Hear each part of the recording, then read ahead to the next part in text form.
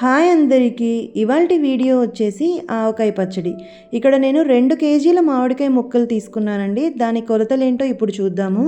ఇందులో 350 గ్రాములు కారం యాడ్ చేసుకోవాలి.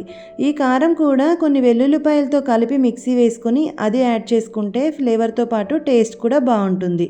200 గ్రాముల ఉప్పు, అలాగే 100 గ్రాములు వేయించిన ఆవాల పొడి, 50 గ్రాములు వేయించిన మెంతుల పొడి, 1 టీ స్పూన్ పసుపు, 4 గడ్డలు ఒలిచిన వెల్లుల్లి రెబ్బలు, 3/4 లీటర్ వరకు పల్లి నూనె. పచ్చళ్ళకి ఎప్పుడూ కూడా పల్లి నూనె వేసుకుంటే టేస్ట్ బాగుంటుంది.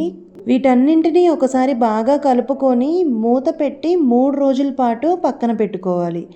3 రోజుల తర్వాత మనం మూత తీసి చూస్తే ఉప్పంతా కరిగి నూనె పైకి తేలుతుంది. దీన్ని ఒకసారి బాగా కలుపుకొని ఉప్పు చెక్ చేసుకోవాలి. ఉప్పు గినక తక్కువ అయితే కొంచెం యాడ్ చేసి కలుపుకుంటే నోరూరించే ఆవకాయ పచ్చడి రెడీ.